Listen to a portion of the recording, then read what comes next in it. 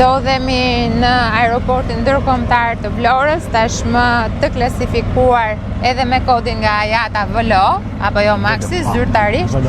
Kështu që mund të themi që jemi në ditët e fundit, para se të fillojmë testet, të cilat do të kryhen në datë 8 maj me uljen e avionit të parë, edhe të gjithë proceset që do të bëjmë gjatë asaj dite, dhe më pas me nisjen e certifikimit për të pasur brenda sezonit veror uljet zyrtare, pra operacionet zyrtare në këtë aeroport.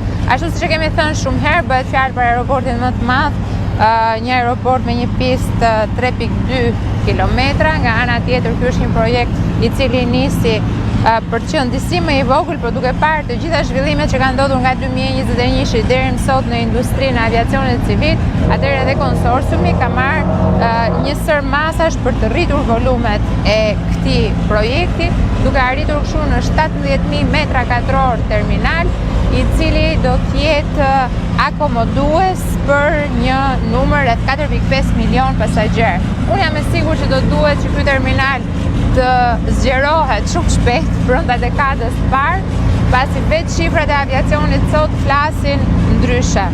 Në 2013 numri i pasagjerëve që vinin nga ajri dhe dilnin nga porta e ajrit e vetme në Republikën e Shqipërisë, ajo aeroportit Rinasit, ka qenë 1.7 milion, ndërkohë që kemi arritur në 10.7 milion, dhe nga gjithçka ne po shikojmë se si po ecën pra situata, pritet që të kemi një rritje 20 deri në 30% të numrit pasagjerëve nga portat e ajrit gjatë vitit 2025. Në ndërkohë jemi duke u munduar që të mbyllim gjithçka në kohë dhe siç duket edhe në kamera, pasi kemi shumë zhurmë për të thënë të drejtën në kantier, duket që është një nga momentet më të rëndësishme për mbylljen e pistës. Si është situata në këtë moment? Kjo është momenti më kritik i punës. Pse? Sepse elementi më i rëndësishëm një operim të aeroporti është infrastruktura aeroportuale, ku bëhet fjalë për pistën, tekstuar edhe për qëndrimet. Si shikoni, sot ne jemi në fazën e hedhjes së shtresës së fundit të gjysmës së pistës për gjatësi. Ka mbaruar bankinat anësore, nëse ju e bani më në e fundit. Pra pista është e gjerë 60 metra, ku 75 metra nga ato janë bankina mbrojtëse dhe gjysësia e pistës 25 metra. Ne presim ta përfundojmë shtresën e tretë të pistës nesër dhe nga pas nesër ne fillojmë vizimin e pistës. Ndërkohë që kemi vizitën e radhës së kontraktorit për të verifikuar forcën e fërkimit të pistës dhe forcinë e pistës.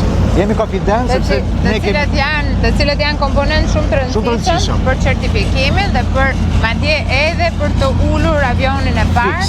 Kështu që prandaj këto testet do shoqërohen me një fluturim test për të verifikuar që të gjithë masat e marra në lidhje me pistën dhe pengesat përreth aeroportit do të çojnë kërkesa që procedura që do operohet të jetë e sigurt dhe e futurueshme. Shkëlqyer. Ndërkohë punë të tjera që na ngelet për bërë, unë shikoj që rrethimi praktikisht sepse dallohet. Ky është një territor shumë i madh. Aeroporti i Vlorës është i ndërtuar brenda 300 hektarëve, pra sipërfaqja është goxha e bollshme dhe distancat, duke pas parasysh që dhe pista është 3.2 kilometra, distancat janë të mëdha. Nëse do të shikonim në krahun ton të majt, pra duket pulla tashmë e përfunduar, ka akoma skelerin, e cila nuk na lejon që të shikojmë përfundimisht se si do të duket. Edhe terminali pra në momentet e fundit të vendosjes fasadës dhe gjithçka tjetër, por po flasim për një sipërfaqe të jetë madhe. Kështu që edhe distancat me sy ose nga hyrja deri për të arritur këtu në kantier duhet pak kohë. Unë nuk kam thënë ndonjëherë, po ky aeroport është planizuar për 100 vjet të ardhshëm. Pra po të shikoni, sot duket një aeroport relativisht i vogël për 1,5 milion, 2 milion, 4 milion e gjys, por kapaciteti maksimal i këtij aeroporti shkon deri në 20 milion, 30 milion. Ky aeroport do akomodojë dhe 3 modele biznesi të tjera, që është mirëmbajtja e avionëve, kargo dhe shkollat e aviacionit. Pra, dhe kjo e fundit ndalojmë. Ndërkohë që në pamje vazhdon dhe duket një kantier i cili është impresionues, për të thënë të drejtën, gëllon ky kantier dhe këtu punohet me 3 turne, ashtu siç e kemi kërkuar kontraktorëve praktikisht. Dhe nuk është një kantier do si do, është pista e një aeroporti ndërkombëtar. Duhet thënë që kur ndërtojmë pistën e një aeroporti ndërkombëtar ka parametra të tjerë nga kantieret e rrugëve apo kantieret e tuneleve apo kantieret energjetike. E gjithë situata duhet të jetë sipas parametrave, detajeve, kritereve që na ndikojnë në operime dhe na ndikojnë dhe në certifikim, kështu që puna që bëhet këtu përveç se ka volume shumë të mëdha, ju e shikoni dhe në sy, nga ana tjetër është një punë që kërkon shumë kujdes dhe duhet përmbushur gjithçka në skedulën që ne kemi, por t'i kthehemi komponentëve të tjerë që do të ketë ky aeroport, komponentëve ndryshe. Pra këtu kemi hangarët e mirëmbajtjes që do ngrejnë një industri të re, është një nën sektor i aviacionit civil, ku parashikohet që një kompani e huaj, një kompani italiane, një nga kompanitë lider në sektorin e mirëmbajtjes të avionëve, të sjell një pjesë të madhe të biznesit të saj, ajo operon sot në Napoli, për të ardhur dhe për të operuar këtu në Shqipëri. Nga ana tjetër kemi ngritjen e logjistikës, pra magazinat, cargo, sepse parashikohet që nga ky aeroport mos të kryen vetëm fluturime me pasagjer, por edhe fluturime me mallra, një tjetër pjesë e re e aviacionit civil, dhe e treta, ajo që tha dhe drejtori, ka të bëjë me një akademi. Akademia e Aviacionit Civil, e cila e ndërthurur me Akademinë e Aviacionit Ushtarak, që është një tjetër komponent që do na bashkohet këtu në Vlorë, do t'jap mundësinë e ngritjes së kapaciteteve të reja. Të gjithë këto aeroporte që ne po ndërtojmë, pra qoftë aeroporti i Tiranës, i cili tashmë i ka shtuar kapacitetet me disa fish, pra ka shkuar 40.000 metra katror vetëm terminali, janë shtuar 9 tajprone, pra vend parkime të reja, 2 prej të cilave janë të dedikuara për avionët që fluturojnë transoqeanikët. Nga ana tjetër, pista e Tiranës nga 2.8 ka shkuar në 3.2. Pra të gjitha këto ndryshime, ky aeroport i ri këtu që hap 1200 vende të reja pune, kërkojnë sigurisht tashmë ngritjen e akademive, të cilat do të prodhojnë profesionistët e fushës aviacionit civil. Dhe këto akademi janë të aksesueshme për moshat nga më të ndryshmet, edhe për formime të mëparshme të gjitha niveleve. Pra nuk është e nevojshme të jenë thjesht inxhinier, mund të jenë edhe nga gjimnazi, pra pikërisht, gjithë gama e aviacionit duke nisur nga shërbimet ground, tek shërbimet e sigurisë, tek pilotët e ri, tek kontrollorët e trafikut ajror, që të gjitha këto dikur ne i bënim jashtë territorit shqiptar dhe jo vetëm ne, po dhe të gjithë rajoni, apo jo? Si është plani i akademisë? Plani i akademisë, ne presim sa më shpejt aeroporti të ndodhet në eficiencë. Do fillojmë ngritjen sepse një akademi nuk ekziston dot pa praktikën, pra pa e prek aeroportin.